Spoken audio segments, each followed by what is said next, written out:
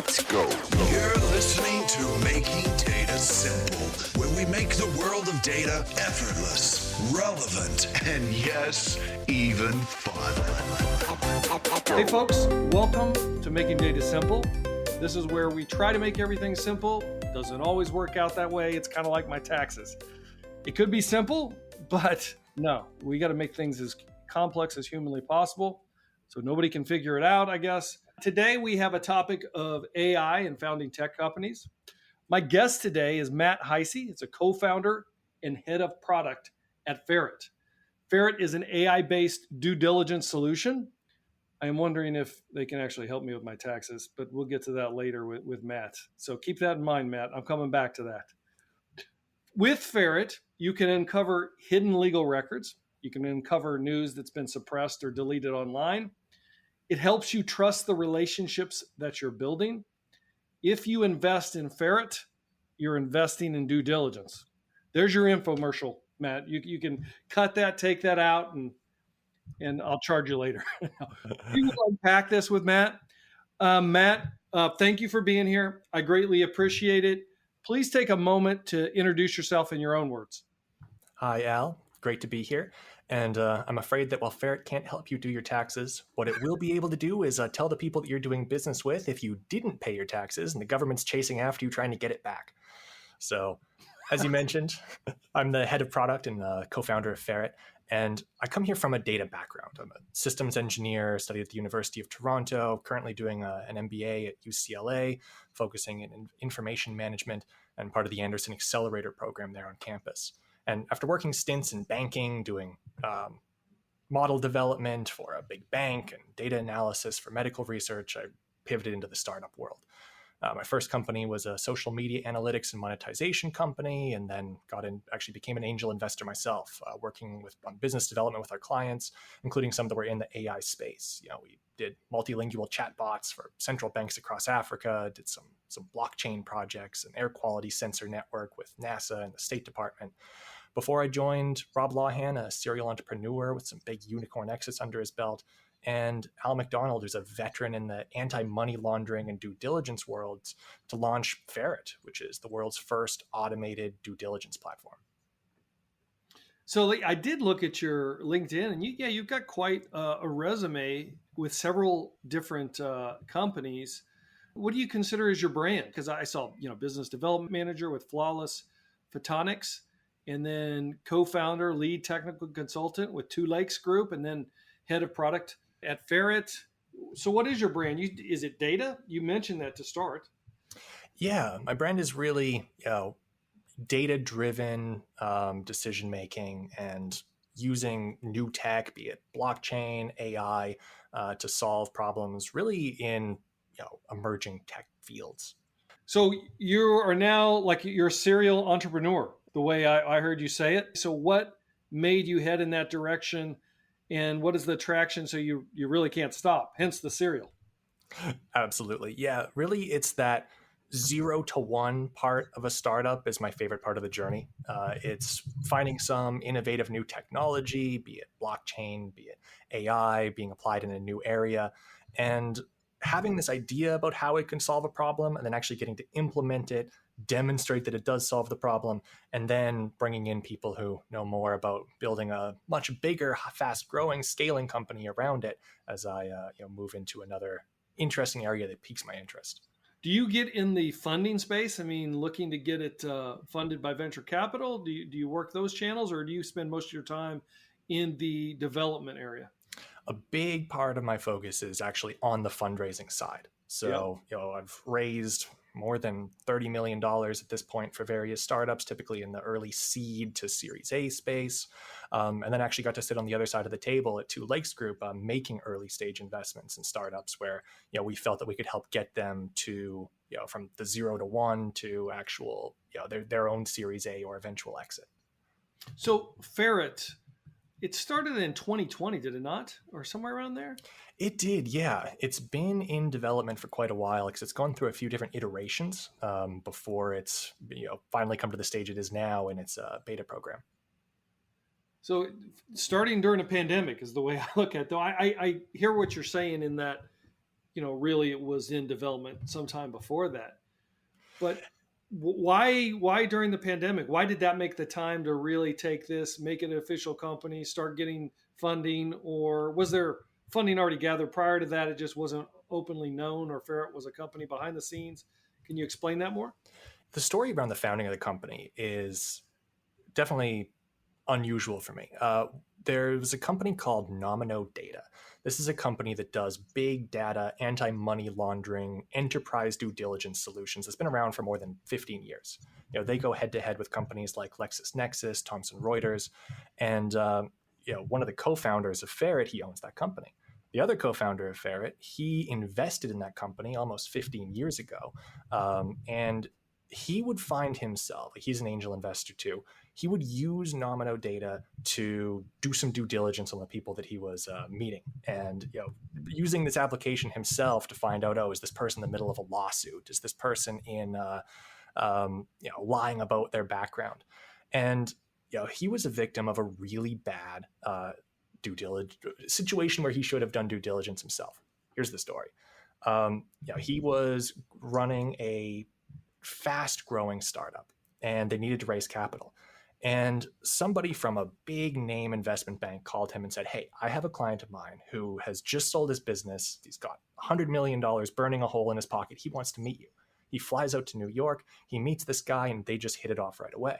This person says, "I'm going to write the check for your company. I'm going to be here for every future round in this business too." He writes the check. They get the money, and they do it as a convertible note. And a convertible note is essentially debt. The IP for the company is the collateral for that loan. He says, "Don't worry about that. At the next round, I'll be there for the next round too." But right before that note comes due, he calls it and says, "You have to repay all of this money." And at that point, the company had tripled in valuation, but they didn't have the cash to pay him back. And he effectively took over the company. It was a hostile takeover. And the CEO now of Ferret, he had just lost this business that was worth hundreds of millions of dollars to an investor. And it turned out that this guy had done it 3 previous times and had been sued by 3 previous companies for doing this exact same thing. And it was after that experience when he invested in this Nomino Data company, because they were promising to be able to solve this problem for other companies. And now the idea for Ferret is, why just have companies have access to this type of due diligence data? Why not make it available to everybody? Wow, that's quite the story. So did he lose the whole company? Never got it back? Or was there a lawsuit that worked in his favor? I mean, is there another part? As Paul Harvey would say, what's the end of the story here? He'd say, well, it gets even worse. So the rest of the story is, this guy does a hostile takeover. He kicks out the CEO. He shows up at work on Monday morning as the new CEO. He installed himself. Every employee got in line, walked into his office, and put their bags on, or their boxes on his desk, their computers, their papers, and walked out. He had a complete exodus of the entire brain trust of the company and was left with a $300 million company that went to zero as soon as all of those employees walked out the door. So he didn't make a dime out of it. He didn't make a dime. There was a giant lawsuit. The guy, the CEO of Ferret, he won the lawsuit, but at that point the company was dead. Wow. And he'd done it 2 other times? He had done it 3 other times. And with Ferret, when we did raise money for Ferret, every single investor that came into the company, we have over 35 investors in this company. Yeah. Every one of them had a story. Every one of them, they would give us a name. We'd put the name in and they would say, "I knew it. I knew it. There was something wrong with this guy." In the story example that you outlined, did none of the history, I mean, whenever you're taking money with venture funding, you obviously do research on who you're taking money from, but none of these lawsuits or anything came up that rung a bell that made you go, "Wait a second, what's going on here?" Now, people think that they do more due diligence than they actually do. When most people do due diligence, they think, "Oh, I just got introduced to this guy by a partner at one of the leading investment banks in the country. They must have done their due diligence on this client." Or maybe you Google somebody, and if you Google them, you and I know that could be subject to SEO. Somebody might be giving you a pseudonym. In this case, the guy was actually using a pseudonym. He was using his middle name on all the contracts. Or you might look them up on LinkedIn. You can put anything on LinkedIn. I can put that I'm the CEO of Amazon tomorrow. There's no red flag that gets popped up, nothing. And even in big venture capital deals, the due diligence is always the very last step. The deal is done, the papers are typically signed, then it goes to the due diligence office in the back, and that's where they may find something if they actually do a deep dive search. And that's where they're using one of these big enterprise solutions like a LexisNexis or Thomson Reuters.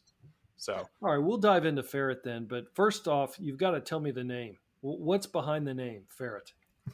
So Ferret the word has two meanings. One is the cute, fuzzy little animal that we all know and love, and even makes an appearance in our logo. But ferret is also a verb. Ferret means to search for something, to dig for something. It's to find the proverbial needle in a haystack, and that is really what our algorithms are doing. Would it be right for me to say, I can use it in a sentence today, with my colleagues here? I could say, hey, I'm going to go ferret your name today. Is Absolutely. that the right usage? That is the right usage. And you get a lovable animal as a logo in addition. People can't think that we're Big Brother if our logo is an adorable ferret. I did look, and I thought nicely done on the logo. Very well done. Explain due diligence to me then. You kind of started talking about it, and obviously you've got a lot of in-depth information, maybe hopefully some facts and statistics that'll astound those that are listening about those that think they're doing due diligence, but most of us don't. We just scratch the surface and we find ourselves in hot water. Yeah. So due diligence is effectively knowing who is on the other side of the table. And right now we're in a world, you mentioned before COVID and the impact that had on starting the company. But we're in a world now of doing business with people around the world that you typically haven't met face to face. And deals are happening faster than ever. In venture capital, deals are happening now about 3 times faster than they did before COVID. There's more money chasing less companies. Due diligence is being pushed to the wayside. And as a result, fraud in venture capital is up by billions of dollars a year. The most famous example in recent years being Theranos, which was covering up negative news reports and test reports about their products and failed to disclose that to their investors. If those investors had been using Ferret, it would have automatically been pushed to them when those negative reports came out, so that they had a notification waiting for them one morning about, oh my goodness, these medical journals are talking about how bad the test results are for a company I invested in 4 years ago. Maybe I should call the CEO and see what's going on there. But the traditional due diligence world right now is it's really archaic. It's somebody in a back office doing a very manual search where they're looking for a person's name, their address, their date of birth, and they're sorting through 500 John Smiths to find the right person, to find that needle in a haystack. And what we try to do is bring that due diligence from that back office up to everybody at the front line of an organization and to everybody, so that this due diligence is happening the second you add a contact to your phone. But keeping it simple, what does Ferret do and how does it do it? So this kind of gets into the different algorithms that power this. So there's 4 primary components that go into Ferret. One is analyzing articles. So these might be news articles, court records, anti-money laundering information, offshore banking. But there's analysis that has to happen of those articles to figure out who is doing what to whom. Can we identify the people, the companies, the places, the things, and be able to match those to real people? The second one is people analysis. It's we have some databases, think like a white papers type database of who somebody is and where they live and where they work. But we're also getting information from users. They might be uploading contacts. They might be connecting us to social media, where we can build these social graphs, like the John Smith that you're looking for. If you have 3 friends who all know a John Smith, then you're probably looking for the same one. Think like the 2nd and 3rd and 4th degree connections that you see somewhere like LinkedIn. So people analysis is really important. Then there is user feedback. We have been trying to make these connections between people and data, but people then are also saying, yes, this is my person, or no, this is not my person, and I'm going to provide a little bit more information so you can make the matching right. So that is where user interaction helps train these models. And at the same time, we have to be looking for gaming. We don't want people to be able to say, trying to influence search results like you would on SEO. So the models have to be able to detect people trying to influence that match. And finally, there's the notification piece. You add a new contact to your phone, we're going to send you the most important information that you need to know. Like before you got on the call with me, you could have got a push notification that said, oh, hey, this Matt guy, he's in the middle of 3 lawsuits and has been convicted of fraud. You should cancel this interview right now. Or you get a push notification that said, hey, he's run these previous businesses and sold his first startup. And this is going to, here's some interesting news that you might not know about Matt. It's pushing those notifications to you just in time for you to make better decisions with it. To restate, analyzing like articles, people analysis, user feedback, and the notification portion. Yes. Those are the 4 different elements. Yeah, those are the 4 key algorithms that make the magic happen. All algorithms that, it looks like most of those algorithms are surfing, lack of a better term, surfing the web on information. True? That is true. Do you consider this enterprise or commercial, straight to the customer? Would I buy it? So we think that there are applications for due diligence pretty much everywhere. The corporate examples are really obvious. There's a SaaS play there of bringing due diligence to the frontline people in an organization. But there's also use cases for just normal people. I don't know if you're a Netflix junkie. Netflix goes through phases. They used to have like a true crime push right now. Now it's all about fraudsters. The Tinder swindler, Bad Vegan, Inventing Anna, all of those cases. There's a use case there where, in Bad Vegan, Anthony Stringes, he swindled like a Wharton grad to raise money for his startup chain. Well, it turned out that this guy was a con man who went to jail for impersonating a cop. So the people that he was trying to raise money from would have immediately got a push notification that said, hey, this guy has a criminal record for fraud. Same thing in that Inventing Anna story. The Tinder swindler had a criminal history and lawsuits that would have popped up as soon as anybody added him to their contacts. There's due diligence in everyday lives that, that's the reason why we're trying to democratize this data. It shouldn't just be banks and governments who have this type of data. It should be protecting everybody. And that's why, making a free, accessible version of Ferret has been part of our design all along. Sounds like this is your time on Netflix, and then you're watching all the stuff that you're trying to prevent, right? Absolutely. Yeah. We're like, could we have caught that? Type. Back to the original question I had then. So, and you kind of said it, and that's exactly what I was thinking. You said, why should banks and governments have access to this information? Well, some of that stuff is still behind the firewall. You can't get to. I mean, I'm working with governments on a regular basis. I don't know if there's any repositories you have access to beyond what's on the web, or is it just web-based? So we do have access to databases that, they are or were public records, but it's not something that's going to show up on a Google search. Maybe you need to sign up on a particular state's court websites in order to get access to certain records. Certain regulatory data disclosures, they are public, but you need to have a license in order to access it, then you can disseminate it. So we have information that is public records, but maybe it's gone off the web, maybe it's hard to find, doesn't get indexed, and we bring that all to the surface. So there is stuff happening behind the firewall. And then the enterprise solutions will also include some additional information that is non-public, but that's further down the pipeline. How does the process start? By example, do you say, hey, I'm going to do a podcast with Al. Let me put Al Martin into my engine here. Let's see what it's really Albert Martin. Oh, no, that's just his longer name. So how does the process start? And do you use it on your personal day-to-day to check things? Yeah. So the process on the mobile app side is we try to make it super automated. We connect to your phone contacts and your Google contacts if you authorize it, so that as soon as I add a new contact, if there's something I need to know, it's going to send that to me as a push notification. Or I can open the app and I can go and do a search for somebody. And it's very conversation based. Think there are 20 questions of trying to get to the right Al Martin out of all the Al Martins in the country. I might have to say what show you do or where you live or what company you work for, and it's going to get me to you. But absolutely, I am already using this in my normal life. I was at a conference in Florida a month ago. It was like a family office conference with people there who were investors, people there who were raising money. And I was just adding people to my phone. And I get a push notification from Ferret that says, oh, hey, this investor that you just met, it turns out that he had, I believe, lost his banking license in the UK and been convicted of money laundering and bounced out of the country and came to the US and was passing himself off as an investor here. So yeah, those types of just-in-time push notifications, they're already coming in handy. Is it always negative or a caution, a warning? So this is what does set us apart from some of the corporate due diligence solutions. They typically just care about the negative. We have gone out and added the positive.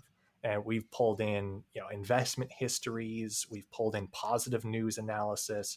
We've pulled in like business registration history. So we really do try to give people a full 360 picture. We'll notify people about good news too. Now, the $1 million question. Would your founder have been prevented of making that deal had he had Ferret? Yes, he would. That was one of the guiding use cases when we were coming up with this. As soon as he added that phone number to his contacts, like, oh yeah, I'll talk to you soon. Or as soon as that calendar got added with that guy's email address on there, he would have got a push notification that said, oh, hey, there's 3 lawsuits here that you might need to know about. And then he would have checked and said, oh yeah, he's gotten sued by the past 3 companies he invested in for hostile takeovers. Maybe I won't take this guy's money. What about Theranos? Theranos, so Elizabeth Holmes, she was squeaky clean, but her business partner, that guy had a pretty checkered past, mostly negative news stories. It definitely would have raised some red flags. But at the end of the day, it does still rely on a user to make a judgment call. But yeah, we do actually analyze. So if you are part of a company and the other board members on that company have negative past, we're going to notify you about that. She said that it was all his fault. So do you agree then? He's the one that had all the baggage that came along. Well, so we don't make those type of judgments, but we definitely, at least this would have been a red flag for you to go and do some more due diligence.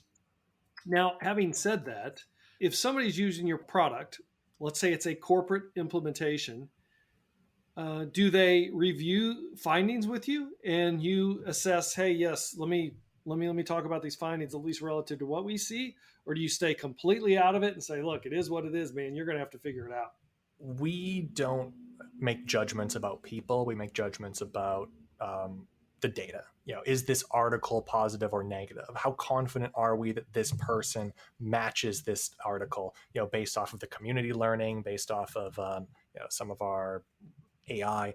But we kind of fall into the same category in this case of like a search engine. Google doesn't make a determination about whether you're a good or a bad person. They're showing you the results that come back for their article or for their.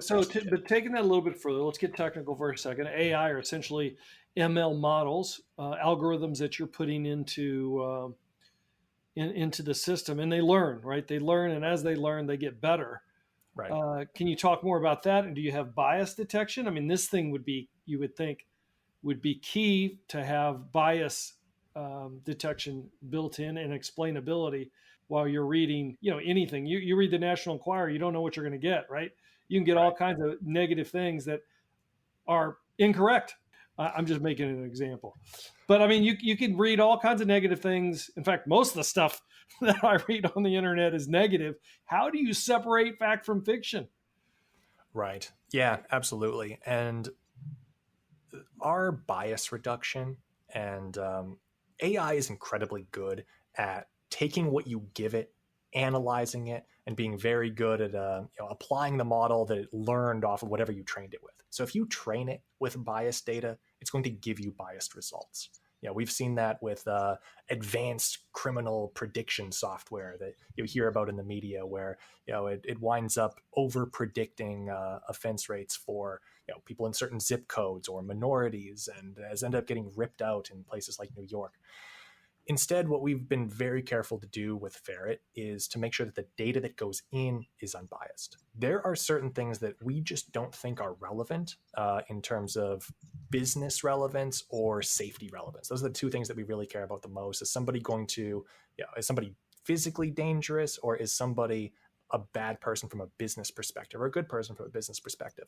We don't care about your an arrest record for a marijuana conviction when you were 18. That's irrelevant. We don't care about mugshots. We don't care about so many low-level crimes where a lot of bias can potentially be included in what gets swept up in that data. Instead, we're focusing on business history, actual convictions for money laundering, for insider trading, and information that comes from authoritative sources, be it government or be it vetted news outlets, etc., so that we can train the models on as unbiased of data as possible, and then try to detect if bias is being applied at any point along the process. So you purposely choose the data repositories that you're going to train these models against. We do, and that is where the human element is absolutely still a part of the equation. If we just set the models loose on the entire corpus of news, it would come out just sounding like Breitbart. Two different use cases. One is the mobile app. For that, you just download ferret.ai.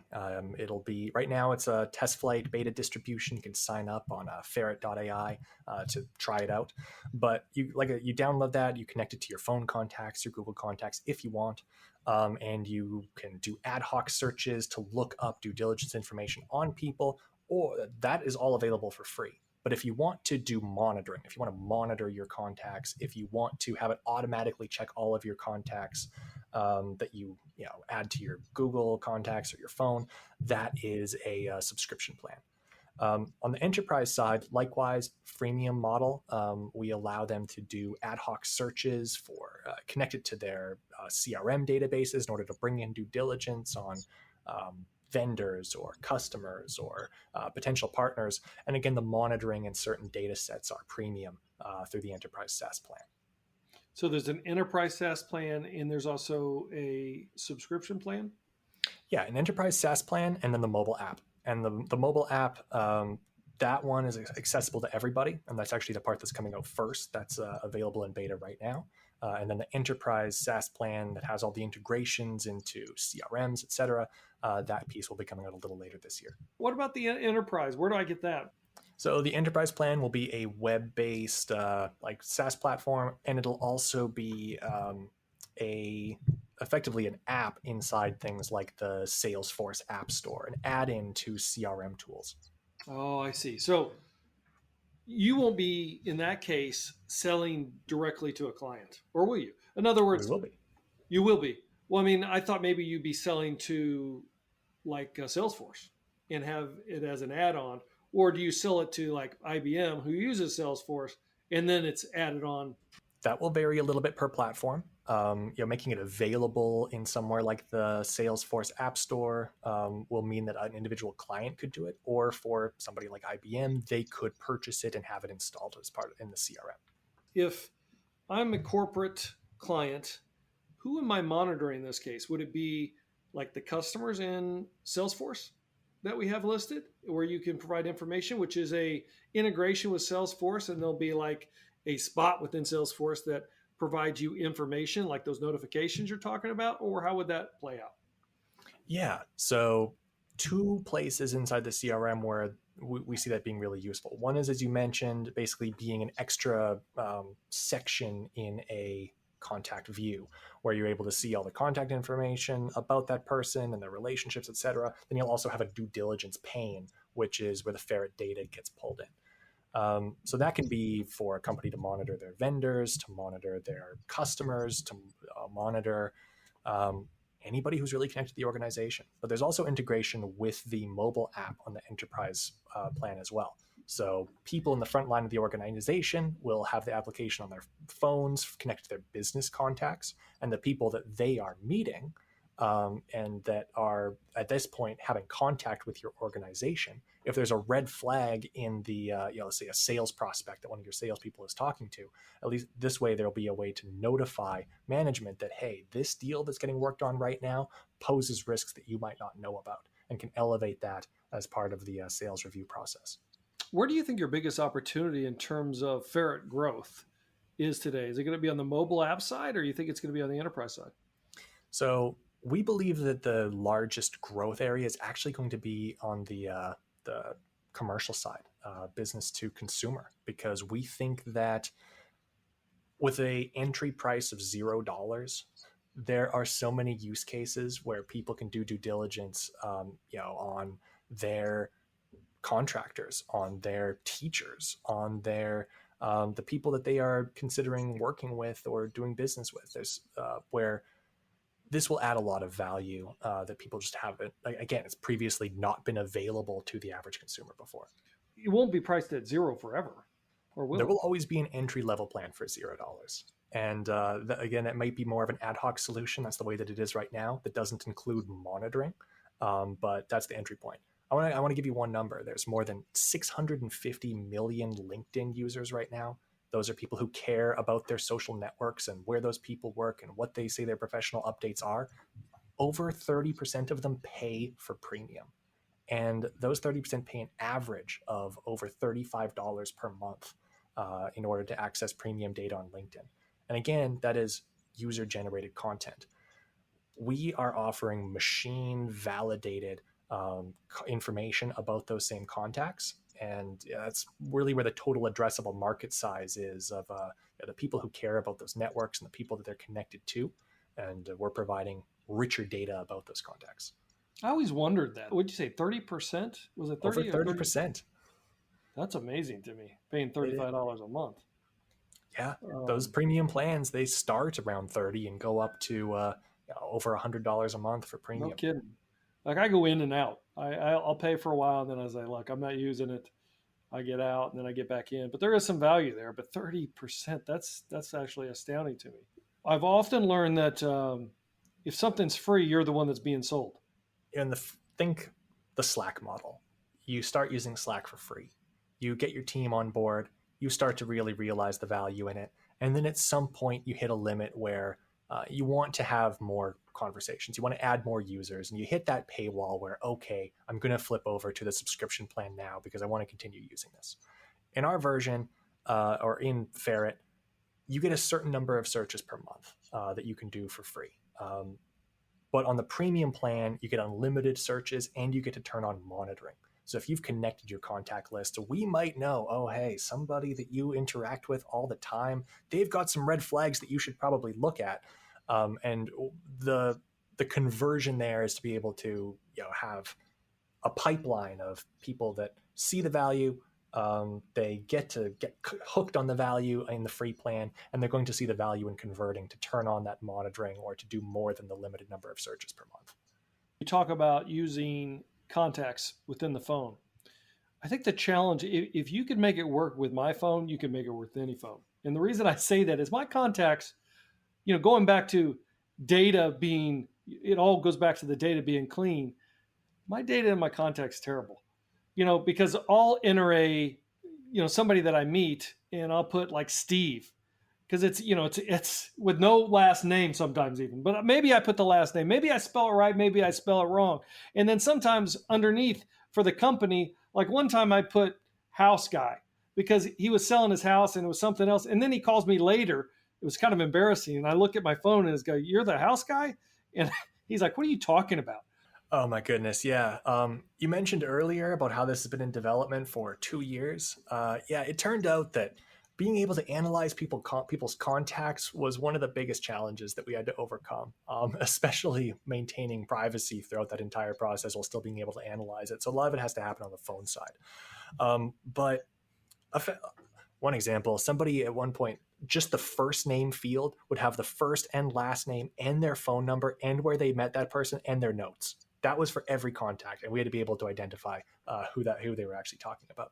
So what we do is, this is where, again, there's some AI piece. Can we suss out where the name is, where the employer is, however you chose to store that? What do we just disregard entirely?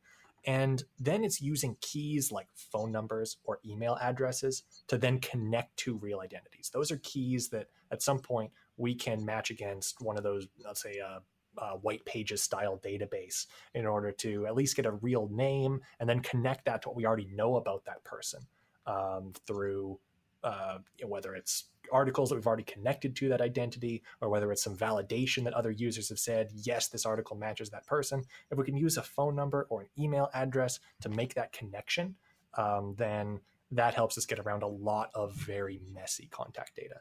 I guess at the end of the day, you'd have phone number, which is a unique identifier one way or another. Yes. And that would help greatly. That is very valuable. If you don't have that, that's also where we get into the 20 questions game. You might have this really unstructured contact that we might have to ask you, does this person live here or here? Because maybe it matches a couple different potential people in our database. Do you know if this person works here? Do you know roughly how old this person is? And by answering those questions, then we're going to try to lock that onto a real identity. But there is that interaction with the user in these muddier conditions. Do you use any master data management to kind of link those records? We do, yes. And you mentioned something about data privacy. That was one of my next questions. What is your position on data privacy and how does that play out? Yeah. Before we hired a development team for Ferret, we hired a law firm. Actually, we hired 2 law firms. It comes down to what type of information do we use? Again, publicly available information. It was publicly available at some point. It's encrypting any information that is provided by a user and keeping all of their contact data contained to that user. And then it is being compliant with all applicable regulations. CCPA is applicable to us because we have California users. We have to remain fully compliant with that, as well as other appropriate regulations in the states in which we operate. So yeah, we are privacy compliant, and that is a constantly evolving landscape that constantly requires changes inside the application. Where do you think this technology is going? Like if I talk to you 2 years from now, what'll change? Well, I think that this technology is going to become pretty universal. Like we're in a world right now where people care more than ever about who they associate with. I think that there's going to be paths in the future where there's more analysis like user-generated content, where there's more social media analysis that gets brought into this. That's an area where we are studying, but haven't really cracked the code on how to do that in a way that protects personal privacy. But I also think that this is going to go in a direction of more universal access, plugins for to bring due diligence information into LinkedIn, into dating websites, into anywhere where any marketplace where you're interacting with people so that you have a full picture about who you're doing business with. Who's your biggest competition right now? So that we are really forging new space here. There's really 2 categories of competitors. One is the big enterprise due diligence software solutions, LexisNexis, Thomson Reuters, Clear, Kroll, companies like that. Those are companies that are 5 figures per seat and really available to a limited few people. Then there are, I want to call them like novelty background check companies. These are when you go and look somebody up on Google, they'll tell you, we have 55 important records about this person. And the sites are, they're very limited in the type of data that they have. They're not very reliable. They don't have a lot of learning behind them. And where we go is effectively trying to be as universal as those companies, but using the quality of data as the big guys. So that's how we wind up in kind of a quadrant of our own right now. The marketing that we're pursuing right now is we're actually speaking with business leaders. We're talking to investors and startup founders to tell their own stories of when they they did due diligence. Maybe they have a story like the one I told about our CEO, about when they got burned by an investor. Some of them missed an opportunity because they met a founder, they didn't really think that they were credible, and they went on to make billions. So we're trying to do longer form storytelling to get people thinking about, wow, I really do need to do due diligence in my life, rather than just going after the shock value piece. And that's why that's why we love shows like this, where we can really dive into the deeper rationale, the logic, the use cases, rather than going for some clickbait that you'd see from some of our competitors in the novelty background check business. What's Ferret's end state?